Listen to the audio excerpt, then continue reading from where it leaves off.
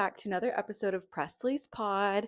Happy Sunday. We're here. If you are experiencing the blizzard that's happening outside right now, hopefully you're not experiencing it actually, and hopefully you're inside looking just like this, all cuddled and warm.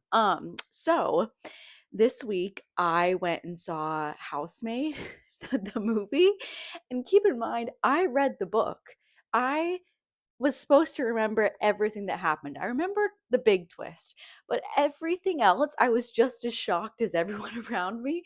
Jaw dropped, like really forgetting a lot of those little things that happened. And here's what I want to say. We all see that Connecticut lifestyle. It looks perfect. You got the nice house, the rich husband, all the things. But just check on your Connecticut friends, okay? I think those women are suffering.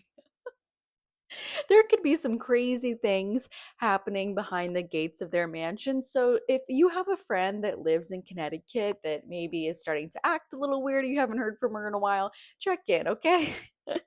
But it is crazy. I was thinking about this. I swear sometimes when I read something or watch something, it goes in one eye and out the other. I think I experience it in the moment and I really take it in, and then I just put it in a compartment and it goes away to make space in my brain for some other things. So let's take a little trip back in time to vacation with my family in Puerto Vallarta. I talked a little bit about this last week, but I truly had the best time. I mean, keep in mind, I had no responsibilities. I would wake up late, I would go to the gym, I would go to the beach, I would get ready for dinner, and I would go to bed. Repeat. It was an all inclusive, didn't have to worry about anything. You just had to be there and be present. So, we take these trips every January, and for me, this was the best one, hands down. I mean, I needed it. I needed time to rest and some time out of New York in some warm weather. So there was that aspect. But there was also something else that I did to ensure that I had a good time and that I was very present on vacation and that I enjoyed every aspect of like each minute of the day.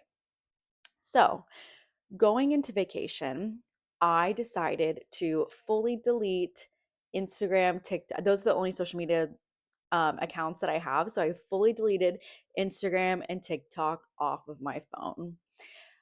I took pictures while I was there. I posted an Instagram story update after the trip. But while I was there on vacation, I was not checking social media and I was in turn off of my phone because what else am I going to do on my phone? I was checking the weather to see when the sun came out and checking my email and my calendar.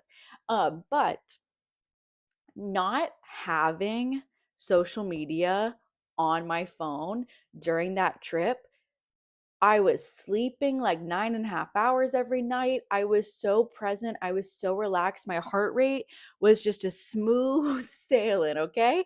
My parents would ask me questions like, hey, do you want to go here at this time, here at this time? And I was just like, whatever you guys want. I'm just here. And they're like, you sure? Because usually I'm very type A planner. We get it done.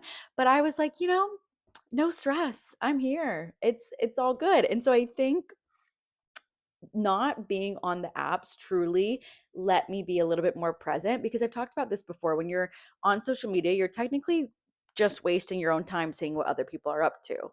Like when you put it like that, you're why am I doing that?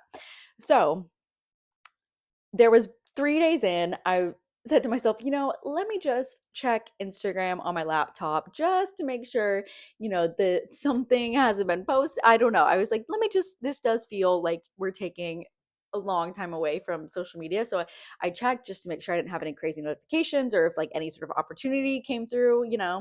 So I saw that I've been tagged in many things and had some DMs and likes to respond to, but I was like, that can wait. That can wait till I'm back. So there was a moment that I was sitting in the airport and I had time to kill before my flight. And I was at the gate and I was just sitting there. And I said to myself, oh, this would be a good time to download Instagram, post the photos, and I can delete it or whatever before, just to kill time. And I said, you know what? I actually want to stay in this little non social media bubble for a second because this has been really fun. And I want to soak this like last little bit up before I get on the flight. And so I just sat there and I people watched and I started to kind of think, whoa, crazy. I people watched. I think I sat there for maybe 40 minutes without checking my phone. And I people watched and I looked around and I thought about the trip and I thought about my year. And it really gave me some time to sit there and reflect. When I was on the trip, there was one night that I was talking to my mom and I started to have, maybe the one time that my heart rate spiked a little bit, I started to have a little bit of anxiety about the upcoming year. Because that morning I had spent some time looking at my calendar, making sure I knew who, what, where I needed to be, kind of like looking and saying, oh, on this day I could do this, on this day should be reserved for this, etc. And I was looking at my calendar, especially with work things. And everything that is planned for this year is looking very similar to last year. So technically, my work, I'm going into the same exact thing that I did last year. Granted, things come up, things change. We're in a flexible industry, but I said, that is stressing me out. Like, that is giving me a little bit of anxiety because I always go back to this quote and I think about this all the time. If you want something you've never had, you have to do something you've never done. So, taking that and looking at my calendar, I was like, if I continue down this path of just doing this same thing every single year and like that's my life, great, because it provides stability. You have a job, you are making money, you're busy, but my goals and where I want to be, we're not aligning with what's happening on the calendar. Kind of. We're planting seeds, but there's more that I should be doing to get to where I want to be. So the question came up when I was sitting at the airport. I said, how can I make this the most transformative year yet? How can I take some things away from my life? How can I add to my life? What can I do differently to make this year my best year yet? And keep in mind, it is the end of January, but my new year starts February 1st because you can't start the new year with a vacation, right? You're not locked into the goals really. So how can I make this year my most transformative year yet? What can I do differently from last year, right? Because I did that last year and I had the outcome that got me to this year, right? If I do the same exact thing, I'm probably going to get the same outcome. And then I'll be asking myself these questions in 2027, right? So if you could tell, I was starting to spiral a little bit because I just want more. Like, I want to do more. There's things that goals and things that I want to do. Okay. We all have those. So I could tell that like that was definitely stressing me out. And I want two things. I want to look at February 1st and 2026 as a completely new, not a new chapter, but almost a new book, right? So years 0 through 25, that was great, super fun. Close the book, put it away. 26 through whatever, whenever I'm feeling the need to like restart, I kind of want to look at it like that and not completely reinvent myself, but find more confidence in doing the things that I want to do to get myself to where I want to be. And I needed, in that moment when I was spiraling, I think it's because I didn't take the time, and it doesn't take time, even if you give yourself one night, a vacation, a weekend, whatever. We all need one of those moments where you just sit there and you think, wow, look at everything that I've done. Look at my year. That was so cool. That was so fun. I remember that night with my friends, that trip with my friends. I remember going to this workout class and trying something new. I remember when this like horrible, embarrassing thing happened, and you can laugh a year later. But I think we forget to just sit down for a second and say, wow, you did that. Great job. You had an insane year and you made it through. Congratulations. So, on the flight back from Puerto Vallarta to New York, I got upgraded. Woohoo! I was in first class, baby. I just took those. I was like hanging out, watching TV, listening to music, but that I almost, this is going to sound insane, but I set that as an intention for the flight. I was like, okay, I have to just let myself celebrate this a little bit and have some me time. So I sat there and I celebrated and I just said like, wow, you did all of this. You did everything you said you were going to do. Now how can we start doing something more? But it's almost like I needed to give myself that pat on the back before I was able to say, okay, now for 2026, what do we want to do? Like to me, that transition just felt very rushed from end of 2025, and then all of a sudden you need to like lock in and be ready for 2026. Take a second, even if it's you treat yourself to ordering food in, you take one night and you just look at your year, you look at your planner, you reflect, and you're like, wow, I did all of this. Enjoy that for as long as you need to. And then you can start locking in, because now I feel so much more ready for my new year, my new book, February 1st, baby, because I took a second and I said, wow, that was really cool. We did a lot of cool things. So, how can I make this different? And I want to end this little segment with asking yourself that, right? Like, if you want something you've never had, you have to do something you've never done. How, going into 2026, February 1st, how can you find something new to add to your life that's going to help get you to where you want to be? And something that I've been thinking about is my ideas and how I want to live my life and putting myself out there like this. I understand and I know that's what I want to do because it's going to help me get to where I want to be. But I understand, and I keep this with me all the time.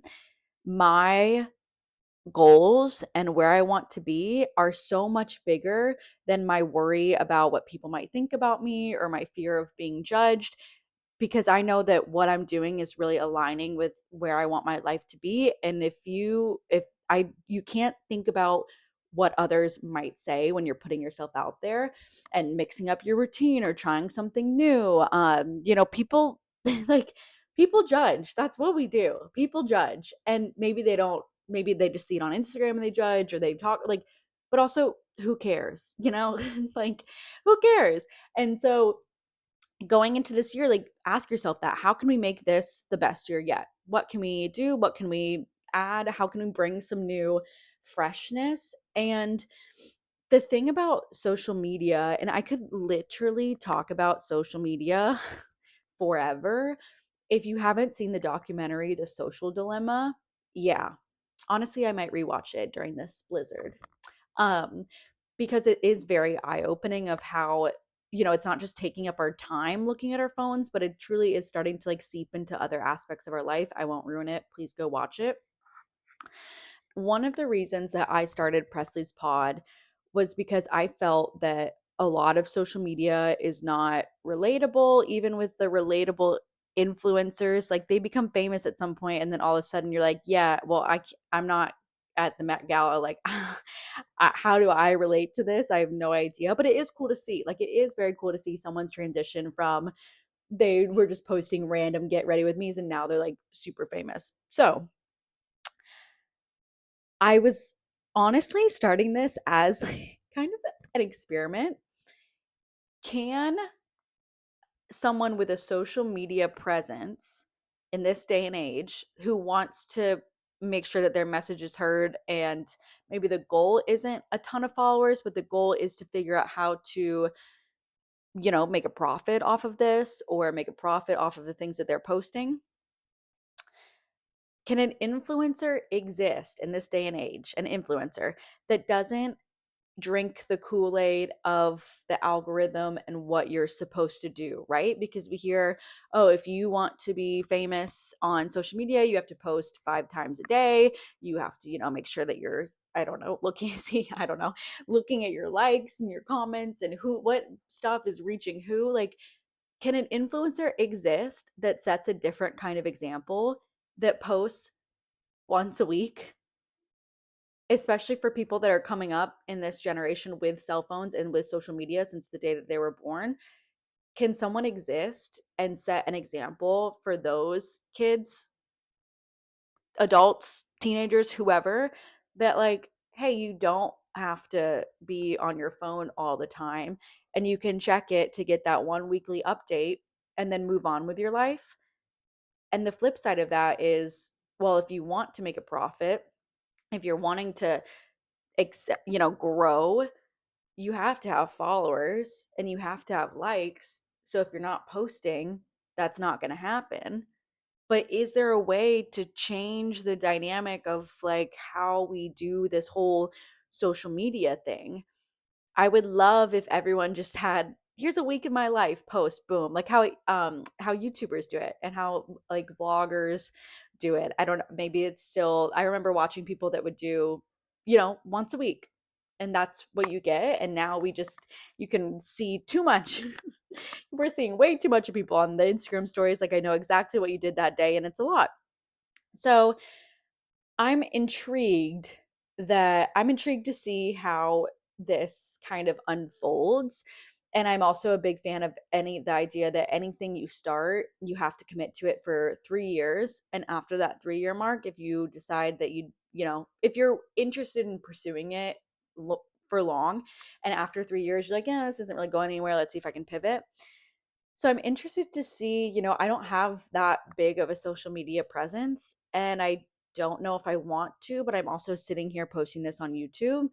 And so I'm intrigued. I saw an article, and I haven't read it yet, but the girl from Tell Me Lies was on the cover of Nylon magazine, and one of the quotes, and I'm really going to butcher this, it said something around the idea that she was worried about being a star because she didn't want the fame that came with it.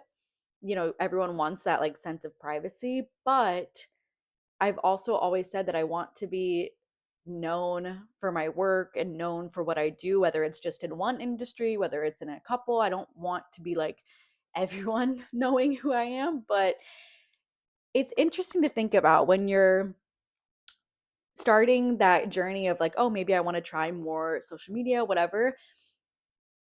Get very clear on what you want to do versus what you think you should do. So, with that being said, I've kind of let that no social media transition into my life here getting back to New York. I don't keep the apps on my phone.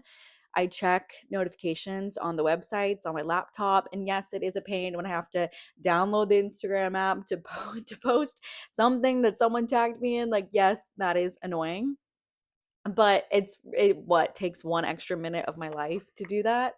So we'll see. And if you're kind of feeling the same, like, I notice a huge difference in my sleep, in my anxiety. Sometimes I'm like, if the day is done, I've eaten dinner, I'm hanging out, I'm watching a movie, I still feel a little like on edge, and it's because I spent time scrolling close to bedtime. So keep that in mind. How can we be a little bit more aware of our social media and have a little bit more um, intention with when we check it and what we do on it?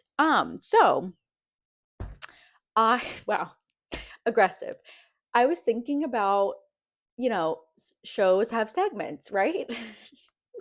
What can I add to Presley's pod that can make this, like, a little bit more exciting, right? So I think I want to add 2 new segments. They're not going to be long, don't stress. You're like, oh boy, here we go. two new segments. One, I think I have some things to say. I have a lot of hot takes. Anything from pet peeves to society to like I have a lot to say that I don't think some of those things would be a full episode. So I think I'm going to introduce a segment called Hot Take of the Week. Maybe it'll change, whatever. And then also dating update of the week. You're welcome. Um, I don't think that I want to fully dive into any of that. So, but I got to give the people what they want. I know that some people are just like, okay, skip, skip, skip, skip, skip. What's going on with the dating life? So, my first things first, hot take of the week, okay? Influencer PR boxes. Let's just go back for a second. I had a friend that got sent a huge thing of some things. I'm not going to say the brand. She comes over to me and she says, I don't use any of this. Do you want it or give it to your friends? I'm just going to throw it out. And I quote, I don't use any of this. And yet this brand is sending, I saw a lot of these circulating, okay? And one, we could put that money elsewhere. Two, like, that's just a lot of waste. So anyway, that's the hot take. But also, if it's a brand that you like, I'd be like, whoa, bring on the free PR boxes. But the randomness of some of this is like really not good. Anyway, and I also don't really use those products either. It's okay. Anyway, so dating updates. I there's currently two. There's two contenders that we've kind of like, how do I say this? There's two people that I'm like, one I know well because we've been on 6, 7-ish dates. The other I don't know as well because we've only had our second date recently. But they're both piquing my interest. They're both very different. And I've always said this, and I say this to everyone, you have to date multiple people, honestly, at the same time. I'm sorry. Unless someone says, hey, do you want to be exclusive with me? And you say yes, then like cut everyone else off, obviously. But you have to experience different kinds of people. And honestly, at the same time does help because I was like, oh, wow, this person, great, great, perfect, good, whatever, horrible. Like, try not to say too much. Then I go over to this person and I'm like, oh, also great, great, good, whatever. And I'm like, interesting. I'm excited to see how this unfolds. And I, we actually, like, for example, okay, I'll give you one. Okay? I'll give you one little update. Um, One, we went to mini golf and I was so beyond horrible in the first hole that I was like, oh, this is going to be very, very embarrassing. After that, I locked in, okay? I got 2 hole-in-ones through like a little Ferris wheel thing. Boom, hole in one. Boom, hole in one. Even the couple behind us was like, whoa. I was like, oh yeah. So I won and that was a good, very good ego boost for me. And then the other, we did an activity and then we took an Uber to dinner and I was like, "Oh, where are we going to dinner?" And we went to the bar at the Four Seasons. Okay? And I said, this is the life that I'm meant to live. This is the life that I'm meant to live. Okay, so I also want to remind everyone, see multiple people. If you think that they're not seeing anyone else, they are. Okay? They are. Keep telling yourself they're seeing other people. We are not getting attached too quickly. I go on these dates. I say, I'm home. I put my phone away. I wake up the next morning and I start thinking about other things until they text me to make the next plan. Okay? We're not texting. We're not like trying to get to know each other over text. No, like that's what I like. And so I put the phone away and I move move on when I get home. Okay. So I hope that everyone has a great week. I've started to think about maybe some more guests that can come on. Sean is traveling right now, Lauren's traveling, but our Addie girl is here. So maybe Addie will come on. And I hope you all have a phenomenal week. And I'll see you next time. Bye.